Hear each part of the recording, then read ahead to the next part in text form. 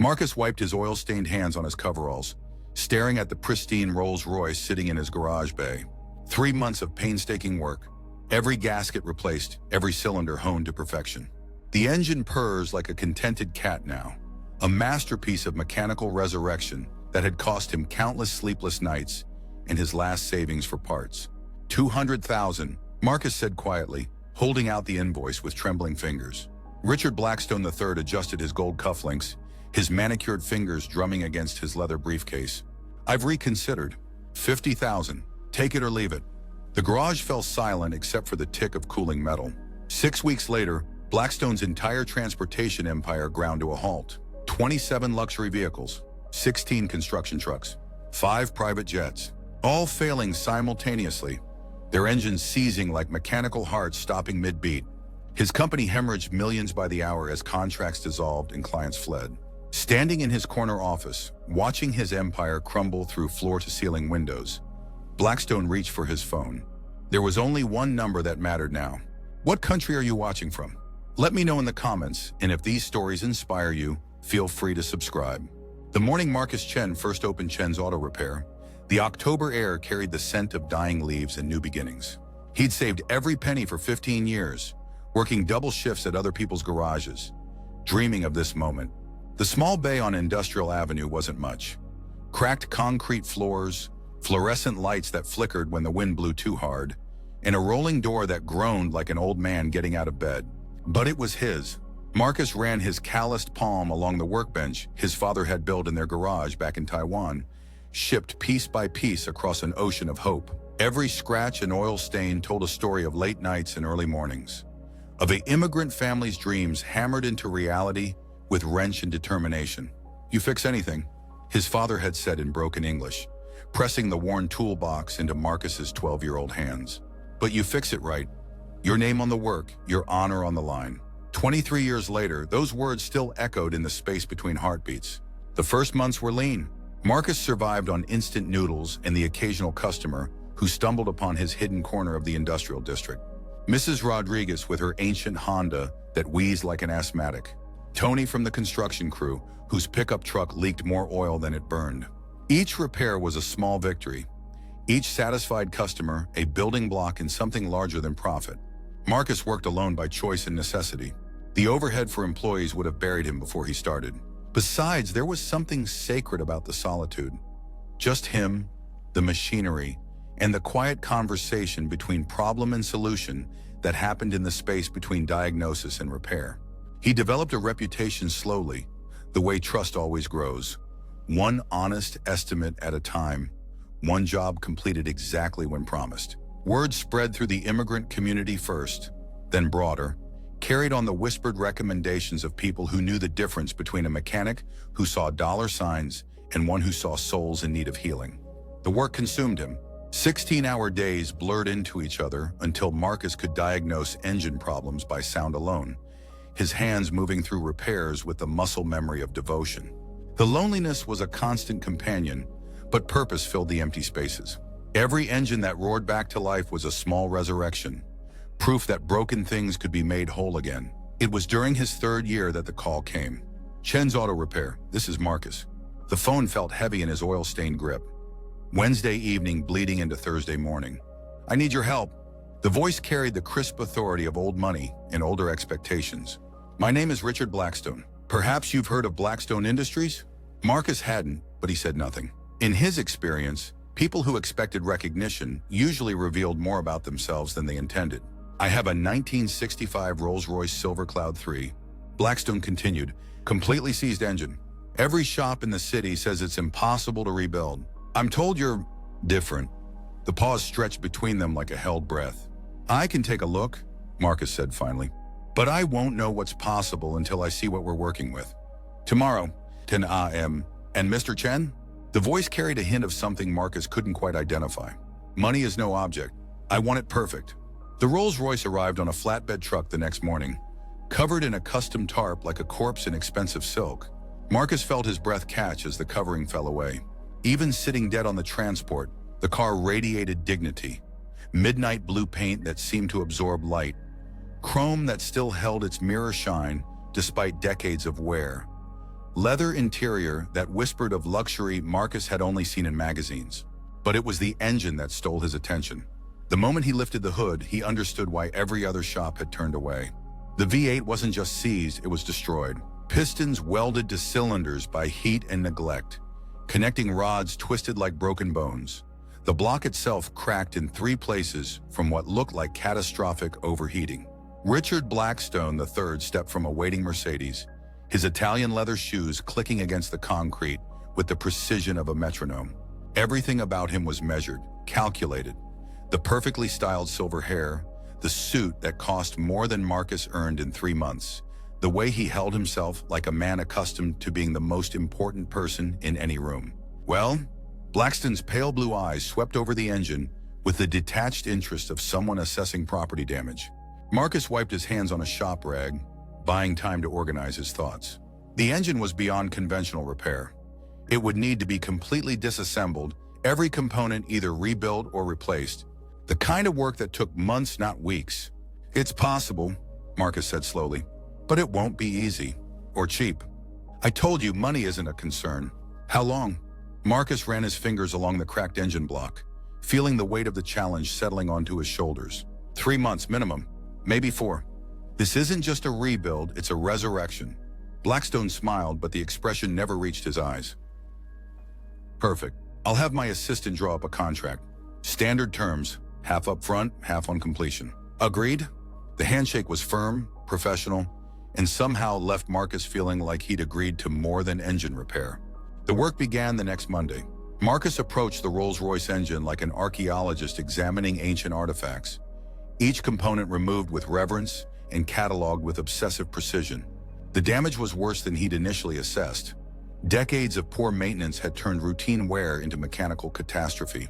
But buried beneath the destruction, Marcus found something beautiful. The original engineering was exquisite, every part designed with a precision and attention to detail that modern manufacturing had largely abandoned. This wasn't just an engine. It was mechanical poetry written in steel and aluminum. He started with the block itself, having it bored out and sleeved by a machine shop in Chinatown, where the owner still remembered when craftsmanship mattered more than speed. The crankshaft went to a specialist in Milwaukee who could restore the precise tolerances needed for whisper-quiet operation. Every gasket was hand-selected, every bearing measured to the thousandth of an inch. The work consumed Marcus completely. He arrived before dawn and left long after sunset, surviving on takeout containers and coffee that had long since turned bitter. The Rolls-Royce became his universe. Every free moment spent researching original specifications, tracking down period-correct replacement parts, consulting with elderly machinists who remembered when such cars were built by hand. Sleep came in fragments between problem-solving sessions. Marcus would wake at 3 a.m. with a solution to a particular assembly challenge, padding barefoot to his kitchen table to sketch out ideas on the backs of receipt envelopes. The engine took shape slowly, each component rebuilt or replaced with painstaking attention to original specifications. The loneliness of the work was profound. Marcus had always been solitary by nature, but this project demanded a level of isolation that bordered on monastic. Weeks passed without meaningful conversation. His world narrowed to the mechanical dialogue between problem and solution. But there was beauty in the solitude. Working alone, Marcus could hear things other mechanics missed. The subtle whisper of properly seated bearings, the precise click of valve tolerances set to factory specifications. The engine began to reveal its secrets, teaching him nuances of design that existed nowhere in service manuals. 2 months into the rebuild, Mrs. Chen started calling more frequently. "You eating enough?" His mother's voice carried the universal worry of mothers who can sense their children struggling from 1,000 miles away. "I'm fine, Mom." Marcus cradled the phone against his shoulder while adjusting the overhead work light. The Rolls-Royce engine sat on the stand like a patient in surgery, half assembled and gleaming with fresh machine work. "You need wife. Nice girl from church. Mrs. Liu has daughter. Very pretty, very smart." "Ma, I can't think about that right now. This project more important than family?" The hurt in her voice cut deeper than any criticism. Marcus set down his socket wrench, suddenly aware of the silence surrounding him. When had he last had dinner with friends? When had he last called his sister just to talk? The engine had become everything, filling the spaces where human connection should have lived. After this job, he promised, not entirely sure he believed it himself, Once it's finished, I'll think about other things. The conversation ended with a careful politeness that marked difficult truths neither side was ready to address. Marcus returned to work, but the engine seemed to judge him now, its gleaming surfaces reflecting a man who had forgotten there were broken things in the world that couldn't be fixed with tools and determination. Month 3 brought unexpected challenges. Several critical components proved impossible to source, requiring custom fabrication that pushed both Marcus's skills and his budget to breaking points. The carburetor needed complete rebuilding by a specialist in Vermont who worked exclusively on vintage British cars. The electrical system required rewiring with period-correct cloth-wrapped cable that cost more per foot than most people spent on dinner. Marcus funded the overruns from his personal savings, then from a credit line secured against his tools and equipment. The rational part of his mind screamed warnings, but something deeper drove him forward. This wasn't just about completing a job anymore. It was about proving something to himself, about demonstrating that dedication and craftsmanship could still triumph over compromise in shortcuts. The engine came together like a complex puzzle, each component finding its place in the greater mechanical symphony. Marcus worked with the focused intensity of a surgeon, checking and rechecking every tolerance, every connection, every potential point of failure. Perfection became not just a goal, but an obsession. Late one Thursday evening, as rain drummed against the garage windows, Marcus installed the final component, a chrome-plated valve cover that gleamed like jewelry under the work lights. The engine was complete, every specification met or exceeded, every surface polished to mirror brightness. He stepped back, wiping his hands on the same shop rag he'd carried for 3 months. The engine sat on its stand like a sculpture, beautiful in its precision and complexity. More than 600 hours of labor, 3 months of his life, and nearly $40,000 in parts and specialized machine work. Tomorrow he would install it in the Rolls-Royce chassis and fire it for the first time. Tonight he allowed himself a moment of quiet pride. The test firing happened at dawn, Marcus's hands trembling slightly as he connected the final electrical connections. The Rolls-Royce sat in the center of the garage bay, hood raised like cathedral doors, revealing the altar of mechanical perfection within. Marcus turned the key. The starter engaged with a smooth whir, followed by the tentative cough of an engine taking its first breath. Then, like a miracle unfolding in real time, the V8 caught and settled into the smoothest idle Marcus had ever heard. No vibration, no rough spots, just the whispered purr of 8 cylinders working in perfect harmony. He let it warm up slowly, watching every gauge with the intensity of a new parent monitoring their first child's breathing. Oil pressure perfect. Temperature climbing steadily to normal. No leaks, no unusual sounds, no warning signs of any kind. The engine was alive. More than alive, it was perfect. Marcus spent the next week road testing the Rolls-Royce, driving carefully through the city streets and noting every aspect of the engine's performance. The car moved with the silent dignity of proper engineering. Power delivery smooth as silk across the entire RPM range. Fuel economy exceeded factory specifications. Even the exhaust note was perfect. A refined rumble that spoke of power held in careful reserve. He documented everything meticulously, preparing a comprehensive report that detailed every aspect of the rebuild, every improvement made, every specification exceeded. The invoice came to exactly $200,000, a fair price for 3 months of skilled labor and the complete resurrection of a mechanical masterpiece. The call to Blackstone's office was answered by an assistant with the sort of precise diction that suggested expensive education and careful breeding. Mr. Blackstone's office. This is Marcus Chen. The Rolls-Royce is ready. A pause, the whisper of pages being turned. I'll schedule the pickup for tomorrow afternoon. 2 o'clock? Perfect. And I'll need payment on completion as per our agreement. Of course. Mr. Blackstone will handle that personally. The next afternoon arrived crisp and clear, October light slanting through the garage windows with golden intensity. Marcus had spent the morning detailing the Rolls-Royce until it gleamed like a jewel. Every surface perfect, every component functioning flawlessly. Blackstone arrived precisely at 2, emerging from his Mercedes with the same measured precision Marcus remembered from their first meeting. But something was different now. A hardness around the eyes, a tightness in the set of his shoulders that suggested decisions already made. Magnificent work, Blackstone said, circling the Rolls-Royce slowly. His fingers traced the chrome trim, testing the paint finish. assessing every detail with the practiced eye of someone accustomed to evaluating value. You've exceeded expectations. Pride swelled in Marcus's chest. 3 months of 16-hour days. 3 months of pouring his soul into mechanical perfection, and it showed in every gleaming surface. Here's my report, Marcus said, extending a leather portfolio that detailed every aspect of the rebuild. And the invoice. Blackstone accepted the portfolio without opening it, his pale eyes scanning the single sheet that represented 3 months of Marcus's life. $200,000. Every penny justified by materials costs, specialized labor, and the sort of craftsmanship that couldn't be quantified in hourly rates. I've been thinking, Blackstone said, his voice carrying the casual tone of someone discussing the weather. This amount seems excessive for what amounts to basic mechanical work. The words hit Marcus like a physical blow. He felt the blood drain from his face, his hands suddenly unsteady. Sir, that's the amount we agreed upon. Based on the scope of work required, I'm prepared to offer $50,000.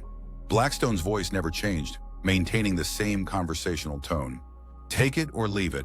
The garage fell silent except for the tick of cooling metal from the Rolls-Royce engine, each sound like a heartbeat in the sudden vacuum of disbelief.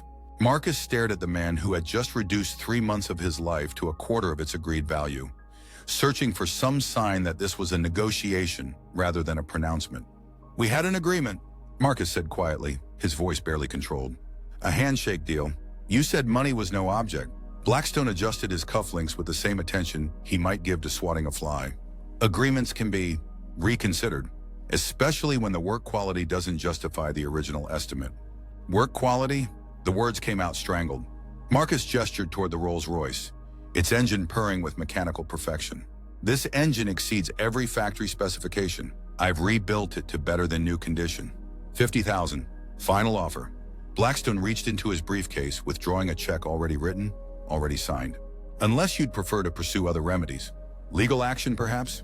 I'm sure my attorneys would be fascinated to hear about an immigrant mechanic trying to shake down one of the city's most prominent businessmen. The threat hung in the air like smoke, poisoning everything it touched. Marcus understood now. This had never been about the money. This had been about power, about a wealthy man amusing himself by watching someone pour their heart into work that would ultimately be devalued, diminished, stolen through the simple expedient of having more lawyers than conscience. Marcus looked at the check, then at the man holding it. $50,000 would barely cover his material costs, leaving 3 months of labor completely uncompensated. But the alternative, fighting a legal battle against someone with unlimited resources, would destroy him even more completely. Take the money, Mr. Chen. Blackstone's voice carried a note of almost parental condescension. Consider it a learning experience about the way business really works. With trembling fingers, Marcus accepted the check. Not because he agreed with the amount, but because sometimes survival required swallowing poison and hoping you could live long enough to find an antidote. Blackstone climbed into the Rolls-Royce, the engine responding immediately to his touch. The car pulled away from the garage with whispered elegance, carrying with it 3 months of Marcus's life at a discount rate that would have embarrassed a fast food restaurant. Marcus stood alone in his garage, the check feeling like ash in his hands, surrounded by the tools and equipment he'd used to create something beautiful for someone who had never intended to pay for it. The fluorescent lights buzzed overhead with their familiar irritation, but now the sound seemed to mock him, reminding him of how small and powerless he truly was. That night, Marcus sat at his kitchen table with a bottle of whiskey he'd been saving for a celebration that would never come. The check lay before him like evidence of his own stupidity, the numbers blurring as exhaustion and defeat settled into his bones like winter cold. He thought about calling his father, but couldn't bear the disappointment he'd hear in the old man's voice. He thought about calling his sister, but the shame was too fresh, too raw to share. Instead, he sat alone with his failure, wondering how someone who could rebuild engines with surgical precision could be so completely naive about the mechanics of human greed. The weeks that followed blurred into a haze of routine repairs and mounting bills. Marcus threw himself back into regular work, but the joy had leaked out of it like oil from a cracked pan. Mrs. Rodriguez's Honda, Tony's pickup truck, the endless parade of mechanical problems that had once felt like puzzles to solve now seemed like symptoms of a world that was fundamentally broken. The credit lines he'd maxed out for the Rolls-Royce project demanded attention. The specialized tools he'd bought sat in their cases like expensive reproaches to his commercial innocence. Sleep came fitfully, interrupted by dreams of engines that turned to dust in his hands and wealthy men who laughed while stealing the sunlight. But something else was growing in the silence between heartbeats. Not just anger, but a cold, calculating fury that had nothing to do with revenge and everything to do with justice. Marcus had learned something valuable about the way certain people operated, something he filed away in the part of his mind that remembered every engine's weakness, every system's potential point of failure. 3 weeks after the Rolls-Royce had purr-whispered out of his garage, Marcus received a call from Tommy Nguyen, who ran the only other honest garage in a 10-mile radius. "You hear about Blackstone Industries?" Tommy's voice carried the excited undertone of someone sharing particularly juicy gossip. "What about them? Having some kind of mechanical crisis. Word is their whole fleet is falling apart at once. Trucks, cars, even their private jets. Everything just stopped working." Marcus set down his coffee cup very carefully. "That's so? Yeah, weird coincidence, right? Guy screws over the best mechanic in the city. Then his whole transportation empire falls apart. Universe has a sense of humor sometimes." The conversation ended with the usual pleasantries, but Marcus sat staring at his phone long after the line went dead. Tommy was right about one thing. The universe did have a sense of humor. Sometimes it was just subtler than people expected. The news coverage started small, a brief mention in the business section about equipment failures at Blackstone Industries. But as the scope of the crisis became apparent, the story grew legs. 27 luxury vehicles, 16 construction trucks, 5 private aircraft, all experiencing simultaneous, catastrophic mechanical failures that defied explanation. Marcus followed the coverage with professional interest, noting the specific types of failures being reported. Seized engines primarily, though there were mentions of transmission problems, hydraulic failures, and electrical system crashes. The kind of systematic breakdowns that suggested either impossible coincidence or very deliberate sabotage. The financial impact was immediate and devastating. Construction projects ground to a halt when the trucks couldn't move materials. Executive meetings were canceled when the luxury fleet sat dead in corporate parking garages. Most critically, the private aircraft failures grounded Blackstone himself, trapping him in the city while time-sensitive deals collapsed and international partnerships dissolved. By the second week, Blackstone Industries stock had lost 40% of its value. By the third week, federal investigators were asking questions about possible industrial sabotage.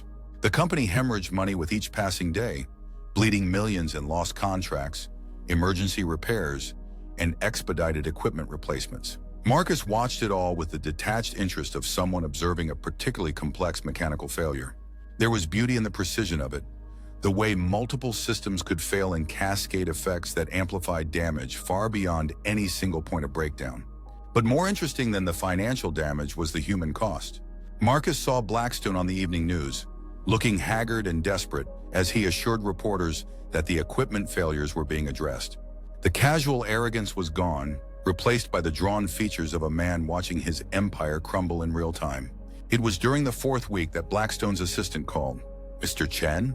This is Patricia from Mr. Blackstone's office. He was wondering if you might have time to consult on some mechanical issues we're experiencing." Marcus almost laughed. "What kind of issues?" "Fleet-wide equipment failures. Very mysterious. Mr. Blackstone thought perhaps someone with your expertise might have insights into what could cause such widespread problems." The invitation was delivered with a sort of careful phrasing that suggested desperation disguised as business as usual. Marcus could practically hear the panic bleeding through the professional vocabulary. "I'm pretty busy with regular customers right now," Marcus said, injecting just enough regret into his voice to sound believable. "But I suppose I could take a look. What's my hourly rate for consultation work?" Mr. Blackstone was hoping you might consider this a continuation of your previous professional relationship. "My previous professional relationship involved creating something beautiful and being cheated out of fair payment. I'm not sure that's the kind of continuation anybody should want." The silence stretched long enough for Marcus to hear the assistant's sharp intake of breath. "Perhaps we could discuss compensation directly with Mr. Blackstone," she said finally. "Perhaps we could. Schedule something for tomorrow afternoon, 2 o'clock. The Blackstone Industries headquarters occupied 6 floors of a glass tower that reflected the October sky like a mirror. Marcus had never seen the building before, but he wasn't surprised by its aggressive modernness. All sharp angles and reflective surfaces, designed to intimidate rather than welcome. The elevator ride to the executive floor was silent except for the whisper of expensive machinery. Marcus wore his best work clothes, clean coveralls and boots that had been scrubbed free of oil stains.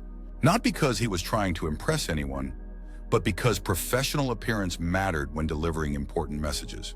Blackstone's office could have housed a small airplane. Floor-to-ceiling windows offered panoramic views of the city, while the furniture arrangement suggested a man accustomed to meetings where he held all the power. The mahogany desk alone probably cost more than Marcus earned in 6 months, but the man behind the desk looked nothing like the confident executive who had driven away in the restored Rolls-Royce. Blackstone's suit was wrinkled, his silver hair disheveled, his pale eyes rimmed with the kind of exhaustion that came from too many sleepless nights and too few solutions. "Mr. Chen." Blackstone rose from behind his desk, extending a hand that Marcus noted was trembling slightly. "Thank you for coming. I hope we can put our previous misunderstanding behind us." Marcus accepted the handshake without comment, noting how Blackstone's grip lacked the firm confidence he remembered. Fear, it seemed, had a way of softening even the hardest men. "I understand you're having some equipment problems." Blackstone gestured toward a leather chair positioned across from his desk. "Problems doesn't begin to describe it. It's like every piece of machinery we own has suddenly developed consciousness and decided to rebel." Marcus settled into the chair, maintaining the sort of polite attention he'd learned watching his father negotiate with difficult customers. "What kind of failures are you seeing?" For the next 20 minutes, Blackstone described a mechanical apocalypse that would have been impressive if it weren't so devastating. Engines seizing without warning, transmissions locking up in the middle of important deliveries, electrical systems failing in patterns that suggested systematic rather than random breakdowns. "The strangest part," Blackstone said, running his hands through his hair, "is that every diagnostic test comes back clean. The systems look perfect until the moment they fail. Then they're completely dead." Marcus nodded thoughtfully. "Sounds like someone who understands your equipment very well." "You think this is sabotage?" "I think," Marcus said carefully, "that mechanical failures this widespread and simultaneous don't happen by accident. Someone would need intimate knowledge of your fleet's specific vulnerabilities." Blackstone leaned forward, his pale eyes desperate. "Can you find out who's doing this? Can you stop them?" The question hung in the air like smoke, carrying with it the weight of a man's empire and the admission that he'd exhausted every other option. Marcus let the silence stretch, allowing Blackstone to marinate in his own desperation. "That kind of investigation would be expensive," Marcus said finally. "Complex problems require complex solutions. Money is no object." The phrase hit the office like a bell, resonating with remembered betrayals and broken promises. Marcus felt something cold and sharp settle in his chest, a splinter of satisfaction that had been 3 weeks in the making. "I've heard that before," Marcus said quietly. "From you specifically. Right before you decided that 3 months of my life was worth 25 cents on the dollar." Blackstone's face flushed, but he pressed on. "That was a business decision. This is different. This is about survival. For you, maybe. For me, it's about trust. And trust, Mr. Blackstone, is something you've already spent." Marcus stood, straightening his coveralls with deliberate care. "But I'll tell you what I'll do. I'll take a look at your equipment. Not because you're asking, but because I'm curious about the engineering behind your problems." "And your fee?" Marcus smiled, but the expression held no warmth. $200,000. Paid in advance. The sum hung between them like a gauntlet thrown, impossible to ignore, and equally impossible to accept without admitting defeat. Blackstone's mouth opened and closed several times before any words emerged. That's exactly what you invoiced for the Rolls-Royce. Funny how that works out." Blackstone stared at Marcus for a long moment, and in that silence, something fundamental shifted between them. The wealthy executive was discovering what the immigrant mechanic had learned weeks ago, that power was more complicated than money, and sometimes the person who looked powerless held all the cards. "Fine," Blackstone said finally. $200,000 in advance." Marcus nodded once professionally. "I'll have my assistant draw up a contract." "You don't have an assistant." "I do now.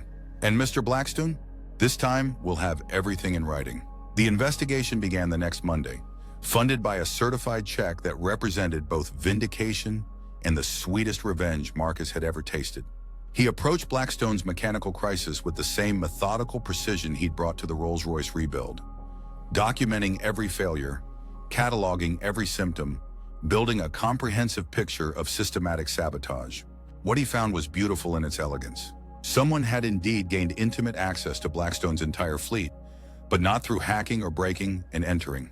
Instead, they'd used knowledge of mechanical systems to introduce tiny modifications that created delayed failure effects. A slightly over-torqued bolt here, a precision-drilled micro-hole there, adjustments so subtle they wouldn't be detected during routine maintenance, but would cause catastrophic failures under stress. The saboteur had intimate knowledge of each vehicle's specific weaknesses, suggesting either an inside job or someone with access to detailed service records. More importantly, they demonstrated the kind of mechanical expertise that took years to develop and the patience to plant time bombs that would detonate weeks or months after installation. Marcus documented everything meticulously, building a case file that would have impressed federal investigators. But as the evidence accumulated, he found himself admiring the artistry of the sabotage rather than condemning it. Whoever had done this understood machines the way poets understood language, not just functionally, but emotionally.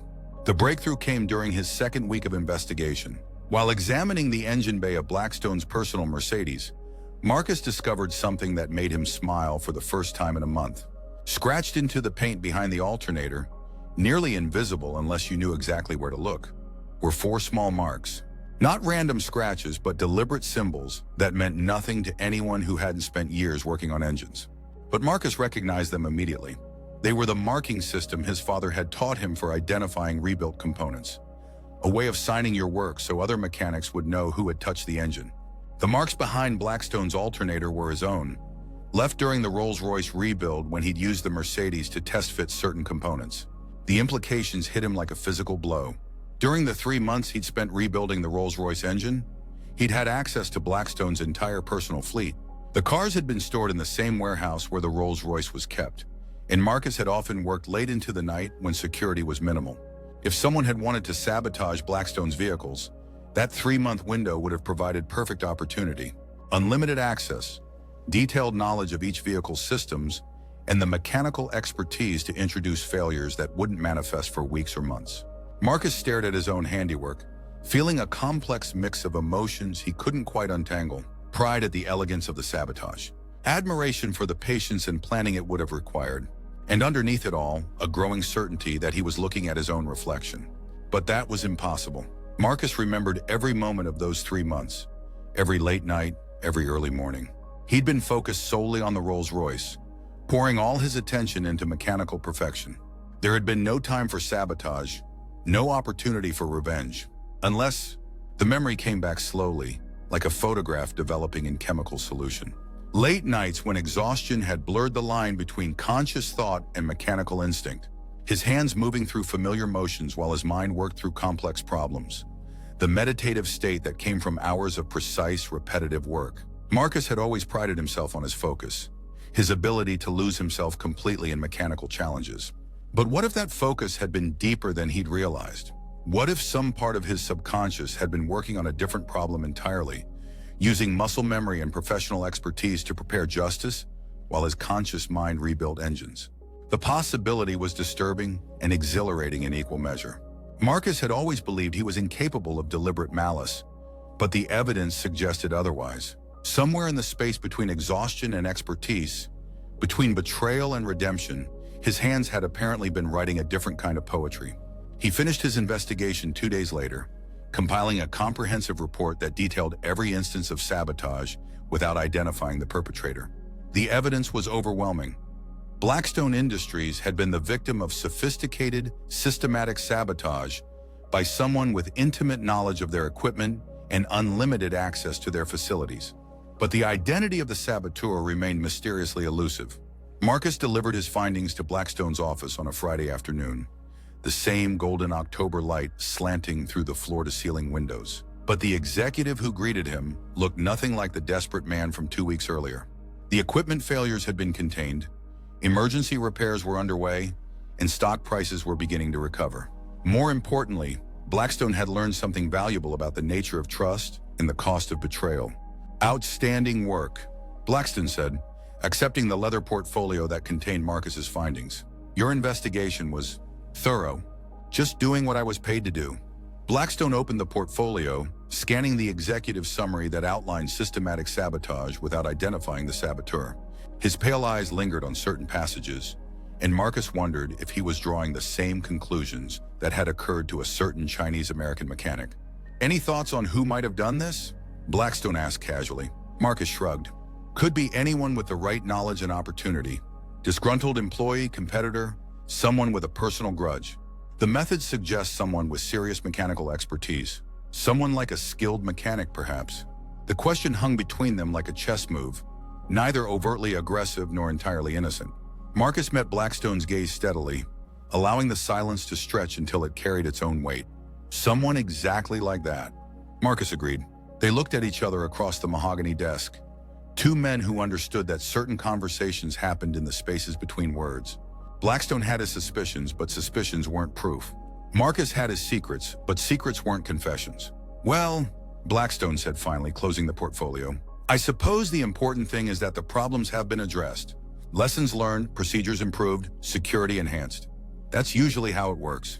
You identify the vulnerabilities, then you fix them so they can't be exploited again."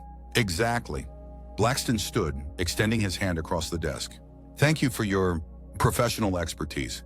I hope we won't need your services again." Marcus accepted the handshake, noting that Blackstone's grip was firm now, confident in the way of someone who had learned an expensive lesson and survived to apply it. "I hope so too," Marcus said. "But if you do, you know where to find me." The elevator ride down felt different than the ascent 2 weeks earlier. Marcus carried with him not just a successful investigation fee, but something more valuable: the knowledge that sometimes justice arrived through channels that had nothing to do with courts or contracts. Walking through the lobby of Blackstone Industries, Marcus caught his reflection in the polished marble floor. He looked like what he'd always been, a skilled mechanic in clean coveralls, carrying his expertise in calloused hands and careful eyes. But he felt different now, changed in ways that had nothing to do with bank balances or professional reputation. He learned something important about the space between justice and revenge, about the difference between being powerless and being patient. Sometimes the best solutions were the ones that taught lessons rather than simply solving problems. Outside, the October air carried the scent of changing seasons and new possibilities. Marcus walked to his truck, a reliable Honda that had never let him down, and sat for a moment with his hands on the steering wheel, processing the events of the past month. His phone buzzed with a text message from Tommy Nguyen. "Heard you solved Blackstone's equipment crisis. Buy you a beer to celebrate?" Marcus smiled, typing back, "Make it 2 beers. I've got stories to tell." But as he drove away from the glass tower that housed Blackstone Industries, Marcus realized that some stories were meant to be kept rather than shared. Some victories were too personal for public consumption, too complex for simple explanations. The truth was that he wasn't entirely sure what had happened during those 3 months of rebuilding the Rolls-Royce engine. The line between conscious action and subconscious reaction had blurred in ways that left him with more questions than answers. But he was certain of one thing: justice had been served with the same precision and attention to detail that he brought to every mechanical challenge. Whether through conscious sabotage or subconscious poetry, the universe had found a way to balance the scales. And sometimes that was enough. 6 months later, Marcus received an unexpected visitor. The black sedan pulled into his garage bay on a Tuesday morning, its engine purring with the refined whisper of precision engineering. Marcus recognized the sound before he saw the car. A Rolls-Royce Silver Cloud 3, midnight blue paint gleaming like captured starlight. The driver's door opened, and Richard Blackstone III stepped onto the oil-stained concrete. But this wasn't the arrogant executive who had cheated him out of fair payment, nor the desperate businessman who had begged for help during his mechanical crisis. This was something different. A man who had been broken down and rebuilt, like an engine stripped to its essential components and reassembled with better understanding of how the parts work together. "Mr. Chen," Blackstone's voice carried none of its former arrogance, just the careful respect of someone who had learned the hard way about the cost of broken trust. "Mr. Blackstone." Marcus wiped his hands on a shop rag, noting how the wealthy man seemed smaller somehow, more human-sized. "Problem with the Rolls?" "No problems. She runs like a dream. Better than new, just like you promised." Blackstone ran his hand along the car's fender with something approaching reverence. "I came to apologize." The words hung in the air like a new sound, unfamiliar and slightly awkward. Marcus had imagined this moment many times over the past months, but in his fantasies, the apology had always come with conditions, qualifications, the sort of careful language that lawyers use to avoid admitting actual wrongdoing. I was wrong. Blackstone continued, his pale eyes meeting Marcus's directly. Not just about the money, though. That was inexcusable. I was wrong about everything. The way I treated you, the assumptions I made, the casual cruelty of someone who thought power was the same thing as character. Marcus said nothing, allowing the words to settle like dust in sunlight. The past 6 months have been educational. When everything started falling apart, I kept thinking about our last conversation. About the look in your eyes when I handed you that check. I realized I'd never seen anyone look at me that way before. Not angry exactly. Disappointed. Blackstone paused, struggling with words that clearly didn't come naturally. I've been disappointed in people my whole life, he continued. Business partners who cut corners, employees who stole time, competitors who lied to gain advantages. But I'd never been the source of someone else's disappointment. I'd never been the person who broke something that couldn't be fixed with money. Marcus leaned against his workbench, studying the man who had once reduced 3 months of his life to pocket change and casual dismissal. The transformation was remarkable. Not just humility, but something deeper. Self-awareness, perhaps. The kind of change that happened only after someone had been stripped down to their essential components and forced to examine what they found there. The equipment failures, Marcus said carefully, taught you something. They taught me everything. Blackstone managed a rueful smile. About vulnerability, about the difference between being feared and being respected, about how quickly everything you think you control can slip away. The conversation stretched between them, comfortable in its awkwardness. Two men who had hurt each other, learning how to exist in the same space without weapons drawn. I've been thinking about starting over, Blackstone said finally. Selling the company, liquidating the assets, taking the money and doing something useful. Something that builds instead of just accumulates. What kind of something? I was thinking about a trade school. For immigrants specifically. People who come here with skills but no certifications, no connections, no way to translate their expertise into American opportunities. Blackstone's voice gained strength as he spoke, as if the idea was giving him energy. I'd need someone to run the automotive program, someone who understands both the technical requirements and the human challenges. The offer hit Marcus like a wrench to the chest, unexpected and impossibly generous. A chance to teach, to share the knowledge his father had passed down, to help other immigrants navigate the gap between skill and opportunity. But more than that, it was an acknowledgement of his expertise, a recognition of his value that went far beyond monetary compensation.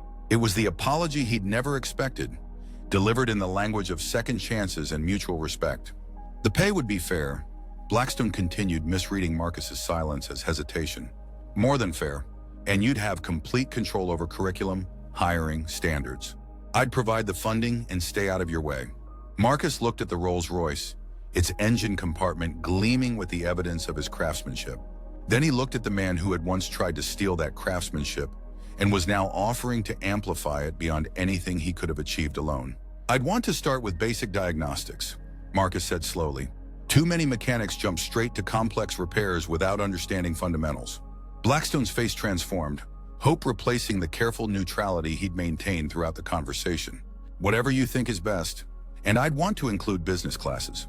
How to price work fairly, how to protect yourself from clients who think they can change deals after completion.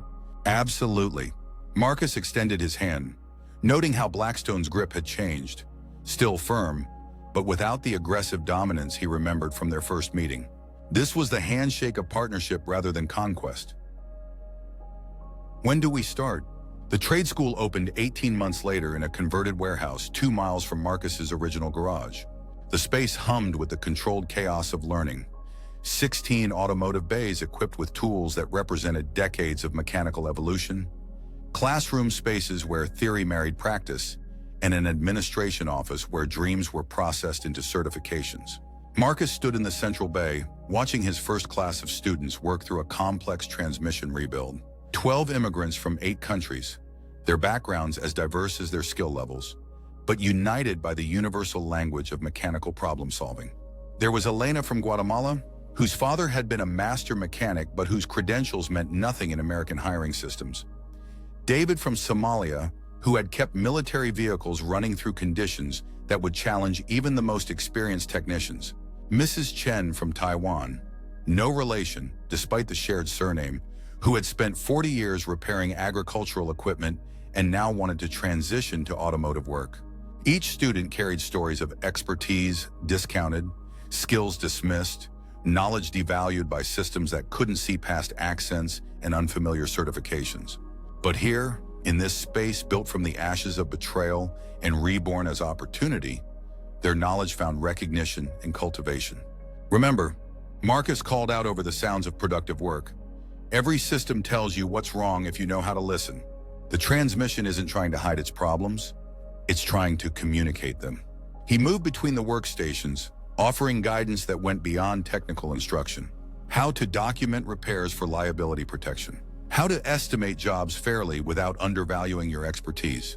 How to recognize clients who might try to renegotiate payment after work was completed. The lessons came from experience, both bitter and sweet, and they were received with the gratitude of people who understood that knowledge shared was knowledge multiplied. In the corner office that overlooked the workshop floor, Blackstone worked quietly on administrative tasks that kept the school running smoothly. He learned to stay out of Marcus's way during instruction, but his presence was felt in every detail. Updated equipment, expanded curriculum offerings, and financial stability that allowed for long-term planning rather than month-to-month survival. The transformation in both men was remarkable. Marcus had discovered that teaching multiplied the satisfaction of his mechanical expertise, creating ripple effects that reached far beyond individual repairs. Blackstone had found purpose in enabling others' success, using his business acumen to build something that created value rather than simply extracting it. But perhaps most importantly, they had both learned that redemption was possible, not through grand gestures or dramatic reversals, but through the patient work of building trust, one honest interaction at a time. The first graduation ceremony took place on a Saturday morning in spring, sunlight streaming through the warehouse windows to illuminate 12 new certified automotive technicians. Each graduate had completed not just technical training, but the business coursework that would help them navigate the complexities of professional independence. Marcus stood at a makeshift podium, looking out at faces that reflected his own journey from displaced expertise to recognized mastery. Behind the graduates sat family members, friends, and potential employers who had come to witness the transformation of knowledge into opportunity. When I first came to this country, Marcus began, his voice carrying easily through the acoustic space. I thought success meant proving I was as good as everyone else. I thought if I just worked hard enough, skilled enough, the rest would take care of itself. He paused, remembering the naive optimism of his younger self, the faith in meritocracy that had been shattered and rebuilt into something more complex and realistic. I learned the hard way that technical skill is only part of the equation. You also need to understand how to value your work, how to protect your interests, how to recognize the difference between clients who respect your expertise and those who see it as a commodity to be negotiated. In the audience, Blackstone listened with the attention of someone who recognized his own story in the cautionary tales being shared. His journey from exploiter to enabler hadn't been easy, but it had been necessary, not just for his own moral development, but for the practical lesson that sustainable success required mutual respect rather than one-sided extraction. But most importantly, Marcus continued, I learned that individual success means nothing if it doesn't create opportunities for others. The knowledge we've gained, the skills we've developed, the systems we've mastered, they're only valuable if we use them to build bridges for the people coming behind us. The applause that followed was warm and sustained, the sound of appreciation that came from shared experience and mutual understanding. These weren't just graduates celebrating completion of a program. They were members of a community that had been built around the radical idea that everyone deserved fair compensation for honest work. After the ceremony, as families celebrated and new graduates exchanged contact information with potential employers, Marcus found himself standing beside Blackstone in the space between the workshop and the parking lot. Proud of what we've built? Blackstone asked, his voice carrying genuine curiosity rather than the calculated charm Marcus remembered from their early interactions. Marcus looked back at the warehouse that had become a launching pad for dozens of skilled technicians, then forward to the parking lot where success stories drove away in reliable vehicles they'd learned to maintain themselves. Proud of what we've learned, Marcus corrected. Building something is just the beginning. The real measure is whether it keeps working after we're gone. They stood in comfortable silence, two men who had found their way from conflict to collaboration through the simple recognition that sustainable success required sustainable relationships. Neither perfect, both changed. working together towards something larger than their individual ambitions. As the afternoon sunlight slanted through the warehouse windows, highlighting workbenches where tomorrow's problems would be solved by today's graduates, Marcus felt something he hadn't experienced since his father first placed tools in his 12-year-old hands. Complete satisfaction with work well done. The story of Marcus Chen and Richard Blackstone III might have ended there, with redemption achieved, lessons learned, and a successful partnership creating opportunities for others. But life, like mechanical systems, has a way of introducing new variables just when you think you understand how everything works. The call came on a Tuesday evening, just as Marcus was locking up the school after a late tutorial session with struggling students. The voice on the other end was familiar but unexpected. Patricia, Blackstone's former assistant, now working for a law firm downtown. "Mr. Chen, I'm sorry to bother you at home, but something's happened. Mr. Blackstone asked me to call you." The words carried an undertone that made Marcus's chest tighten. What kind of something? "He's in the hospital. Heart attack about 3 hours ago. He's stable now, but..." The pause stretched long enough to carry its own weight. "He's been asking for you." Marcus drove through the city with the focused intensity he brought to complex diagnoses, his mind processing implications and possibilities. Blackstone was in his early 60s, carried the kind of stress that came from decades of high-stakes decision-making, and had spent the past 2 years rebuilding his entire worldview from the ground up. The combination wasn't exactly heart attack prevention material, but more than medical concerns, Marcus found himself grappling with emotional complexities he hadn't expected. Somewhere in the process of building a school together, the man who had once cheated him had become something approaching a friend.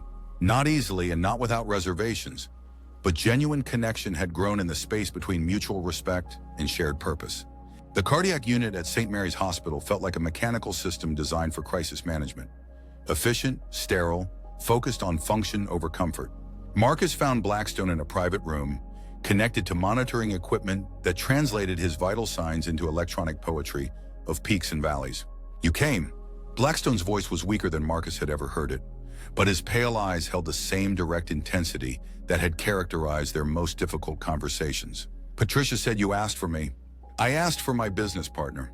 Turns out that's what you've become, whether we planned it or not."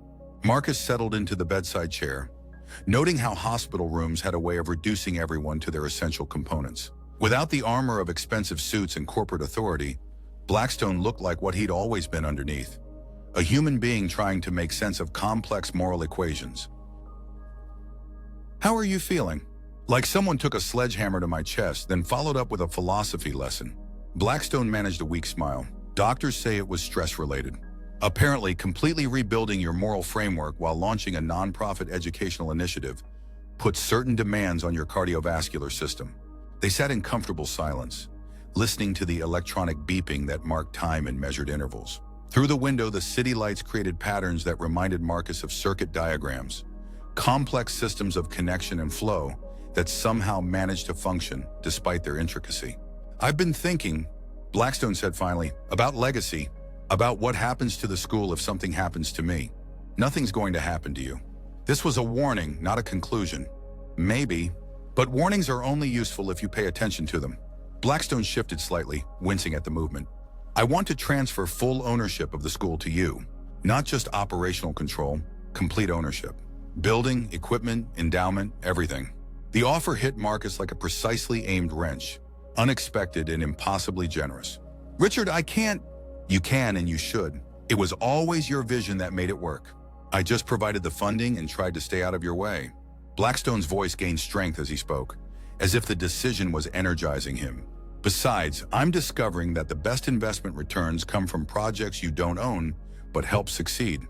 Marcus looked at the man who had once tried to steal 3 months of his life and was now offering to give him something worth millions of dollars in assets and immeasurable value and community impact. "There's paperwork," Blackstone continued. "My attorney has everything prepared. All it needs is your signature and my medical power of attorney can execute the transfer." "Why?" The question carried multiple meanings, and Blackstone seemed to understand all of them. "Because," he said slowly, 18 months ago, you taught me something about the difference between taking value and creating it, about the difference between winning and succeeding, about the fact that some transactions can't be measured in dollars, but still have to be paid in full." Marcus felt something shift in his chest, a mechanical adjustment that realigned his understanding of justice, forgiveness, and the complex mathematics of human redemption. The students, he said finally, they need consistency, not ownership transitions in hospital rooms. The students need you. They always have. I was just the guy who figured out how to afford you. The paperwork was signed that night, witnessed by a nurse and notarized by a hospital administrator who had seen stranger things but probably not many. By the time visiting hours ended, Marcus Chen owned the most successful immigrant trade school in the state, along with the responsibility for ensuring its continued success. But more importantly, he owned something he'd never expected to possess: the complete trust of a man who had learned to value creation over acquisition, partnership over dominance, and sustainable success over short-term profit. Blackstone recovered over the following weeks, but the heart attack had changed him in ways that went beyond medical concerns.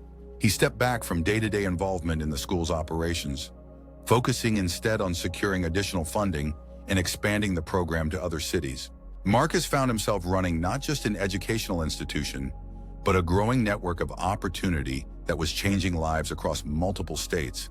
The original 12 graduates had become success stories that attracted attention from other communities, other displaced experts who needed bridges between their skills and American recognition. But perhaps most remarkably, the relationship between Marcus and Blackstone had evolved into something neither man had expected: genuine friendship built on mutual respect, shared purpose, and the recognition that sometimes the best partnerships emerge from the ashes of the worst conflicts. On the 2-year anniversary of the school's opening, they stood together in the expanded facility, watching 60 students work through problems that would have challenged professional mechanics. The space hummed with productive energy, the sound of knowledge being transferred and transformed into opportunity. "Regrets?" Blackstone asked, his voice carrying the curiosity of someone who had learned to value honest answers over comfortable ones. Marcus looked around at the evidence of successful transformation: students becoming teachers, skills becoming careers, displacement becoming empowerment, and considered the question seriously. "About the Rolls-Royce? About the way you treated me? About the equipment failures that taught you humility?" Marcus shook his head slowly. "No regrets. Sometimes the worst things that happen to us turn out to be the necessary ingredients for the best things we eventually create." "And the sabotage?" Blackstone's pale eyes held a hint of amusement. "Any regrets about that?" Marcus met his gaze steadily, neither confirming nor denying the implications of the question. Some mysteries were more valuable unsolved, some stories better left in the space between certainty and speculation. "I regret that anyone felt sabotage was necessary," he said carefully. "But I don't regret that justice found a way to balance those particular scales."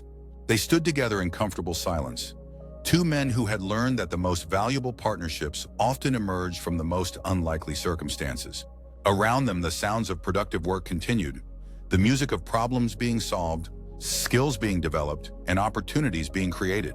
In the corner of the workshop, a young woman from El Salvador was explaining carburetor principles to a middle-aged man from Ethiopia, their different languages finding common ground in the universal vocabulary of mechanical expertise. Near the office, a recent graduate was shaking hands with a potential employer who had come specifically seeking mechanics trained in the school's distinctive combination of technical excellence and business acumen.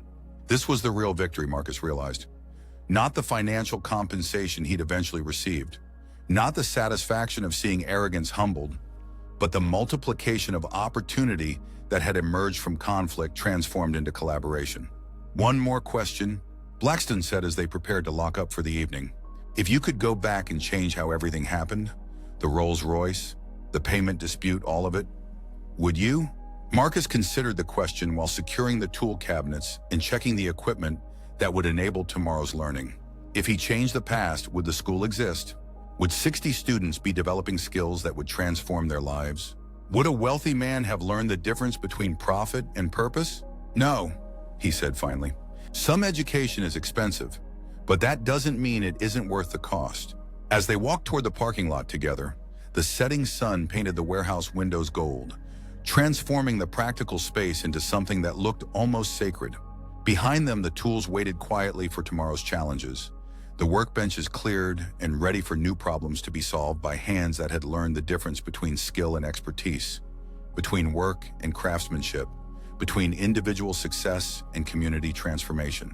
The story of Marcus Chen and Richard Blackstone III had become something neither man could have written alone, a testament to the possibility that even the most damaged relationships could be rebuilt, that justice could be served without destroying the people who needed to learn from it, and that sometimes the best revenge was success so complete it transformed enemies into partners. In the end, it had never really been about a Rolls-Royce engine or a disputed payment or even the mysterious equipment failures that had taught expensive lessons about the cost of betrayal.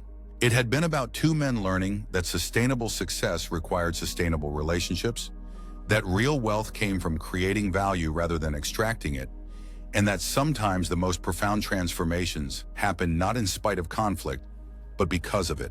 As Marcus drove home through the city lights, past the gleaming towers where other battles between power and principle were undoubtedly being fought, he felt the deep satisfaction that came from work well done and problems solved with precision and care. Tomorrow, 60 students would return to learn skills that would change their lives. Next month, another class would graduate into opportunities they had earned through competence and preparation. Next year, the program would expand to new cities, creating bridges for other displaced experts who needed pathways between their knowledge and American recognition. But tonight, Marcus Chen, immigrant, mechanic, teacher, and owner of the most successful trade school in the state, would sleep the deep, peaceful sleep of someone who had learned that the best justice wasn't punishment, but transformation. The best victory wasn't defeating your enemies, but teaching them to become allies. And the best revenge wasn't cruelty, but success so complete it lifted everyone involved to heights they never could have reached alone. In his dreams, engines purred with mechanical perfection, tools found their proper homes in steady hands, and broken things were made whole through the patient application of skill, knowledge, and the kind of love that expressed itself through work done right.